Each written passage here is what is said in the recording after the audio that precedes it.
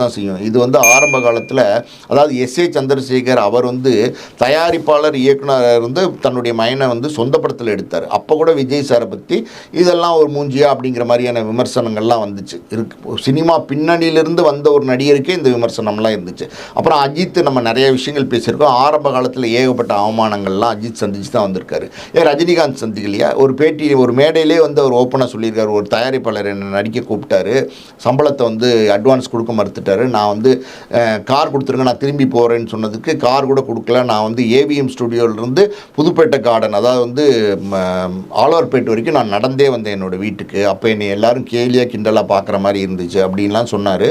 இதே ஏவிஎம் ஸ்டுடியோவுக்கு நான் ஃபாரின் காரில் வந்து இறங்குவேன் அப்படின்னு மனசில் வைராக்கி நினச்சிட்டு வந்தேன், அதே மாதிரி போய் நான் இறங்கினேன் அப்படின்னு ரஜினிகாந்த் சொல்லியிருக்காரு. அது அவமானம் தானே, அசிங்கம் தானே. இப்போ விஜயகாந்த் சாரை எடுத்துக்கிட்டிங்கன்னா, ஆரம்ப காலகட்டத்தில் ஒரு படத்தில் நடிக்கும்போது சாப்பிட உட்காந்துருக்காரு மத்தியானம் லஞ்சில். ஒரு ப்ரொடக்ஷன் மேனேஜர் வந்து அவருடைய, அதாவது வாயில் ஒரு சோறு எடுத்து வைக்க போகும்போது தட்டை சடார்னு பிடுங்கியிருக்காரு. பிடுங்கிட்டு ஹீரோயின் வந்துட்டாங்க எந்திரிச்சுவாங்க அப்படின்னு இருக்காரு. சார் சாப்பிட்டு வந்துடுற சார் அப்படின்றாரு.